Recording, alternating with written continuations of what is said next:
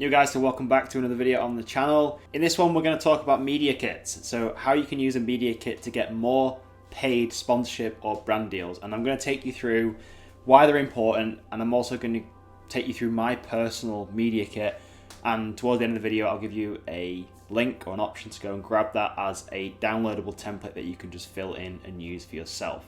So first of all, let's talk about why we should have a media kit. So when you're trying to connect with brands that you want to work with as an influencer, brand ambassador, content creator, whatever you class yourself as, it's probably bad practice just to reach out to them and start pitching to them directly and telling them through an email like why they should work with you. What we want to do is we want to establish ourselves as an authority, and we can do this by using a media kit. And a media kit is basically a short, maybe 4 or 5 page document that gives a brand a snapshot of like who you are, what you do, and what you can offer for that brand. One of the biggest mistakes people make with media kits is making them too long. They try and include too much detail, and they think that having more information in there is going to give them more of a chance of working with a brand. You've got to understand this from their perspective, that people who deal with ambassadors and content creators, they're very busy. They have a lot going on, and we need to understand that and work with them on that, which is why we want to try and keep this as short as possible and as concise as possible, and just give them all the information they need to reach back out to you to ask for potential packages, potential pricing, and models and stuff like that. So I'm going to jump over to my computer screen. and I'm going to take you through my personal media kit and show you all the components to it and how I created it. Okay, so I'm over in Canva now, and this is what I use to create my media kit in. And if you want to check out Canva, feel free to check out the link below. There's a special affiliate link where you can get a free trial of Canva Pro, which is what I would use and recommend because you get all access to all these cool tools and stuff and premium accessories and things like that. But this is my media kit. I'm going to open up full screen. You can see it. So I'm hoping you can see this. Is my face on this camera? There we go. Cool. So first page, front cover. I like to have a nice prominent image on the front cover that kind of explains me in a picture. And obviously I've got my name on there and what I would class myself as, which is a digital content creator. This has changed over time, so I've been through different iterations of what I call myself or what I class myself as, but for now I'm just classing myself as digital content creator. That's what I feel most resonates with me best. So the first main page, or the second page, is a really short introduction as to who I am, a little bit about me, and what I'm about, basically. A couple of images on there. It's nothing too heavy. It's really simple and easy to read. I've tried to make it fun as well and quite relatable and like personality driven. So how you read this is how I would come across in person. That's what I want to get across. I do have my website address on the bottom there as well, which you can put in. Not necessarily too relevant, but I have it in there. Then I have put in a page of my previous partnerships.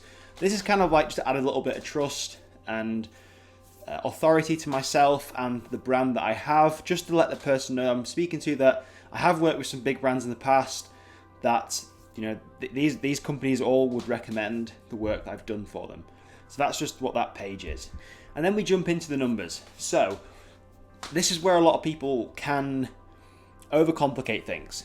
Like I said before, people like to include too much information, and if you add too much friction on making a decision whether a brand should connect with you and follow up with you and want to work with you, it's going to make it less and less likely. So I like to just have a snapshot of where I currently am, and if the brand is interested and they want to know more, you can send them more details in future communications.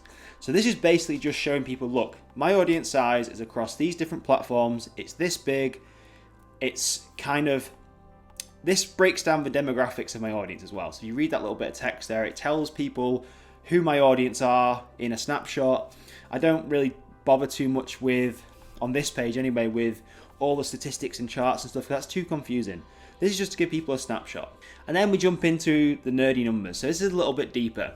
And I like to have an image on the top here which kind of like shows a little bit of fun, personality, authority, what you call it. But we have done some work with some big brands, so it's quite nice to add this on there.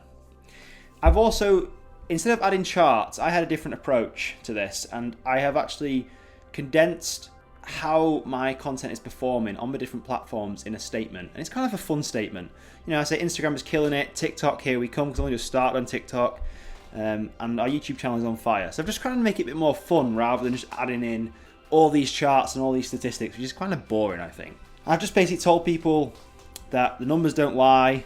I'm super versatile and create both short and long form content.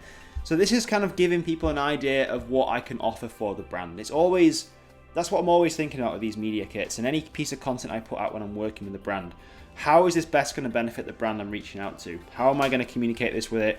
It's never really about me. It's always about how I can help the brand achieve their goal. And then we go into packages. Again, this is really simple. Now, I could have detailed out every single package that I offer. Again, that just adds friction, adds confusion to a brand. I like to keep things really simple and have a snapshot of packages. I actually need to update this as well because I've actually updated the package I am offering. But for this video, I just wanted to give you an example of potentially what you could include to get the brain cogs ticking. Because sometimes when it comes to knowing what to offer a brand, people like stumble and think they have to offer all sorts of different things or don't know what to offer. So this is here to give you a starting point.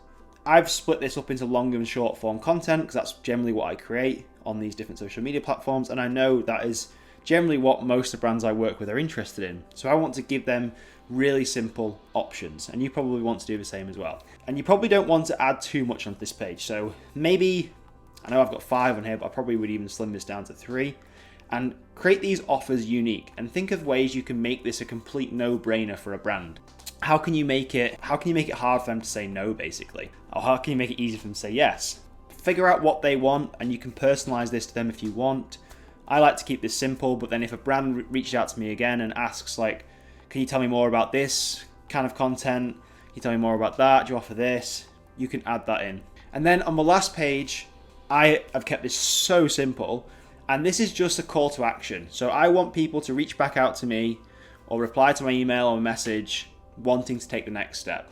If they reach out to me wanting to take the next step, I know that's my cue to move this process on, communicate and talk with the brand more about pricing and structures and timescales and how this could work going forwards, working together. That is my media kit. It's really simple, and it's almost like overly simple, which boggles people's minds. It doesn't need to be any longer than 5 or 6, 7 pages with a big image on the front cover. Like I said, I will leave links below where you can go and grab this template, this fill in the blank template. It's not going to be free, it's going to be like 10 or 15 pounds or something like that, which is not a lot really. Or you could spend your time making this yourself. But this has proven to work for me time and time again. Every time I reach out to a brand, this is what I send them, and I get a very, very good response rate because it's not overly confusing, it's very simple, and I just want to share what's worked for me with everybody else. So I hope this was useful.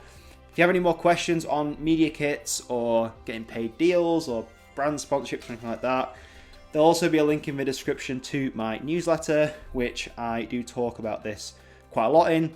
And there's also a free course which you can join, which will teach you how to turn free product offers into paid brand deals. So that's a 7-part video series on my process of doing that.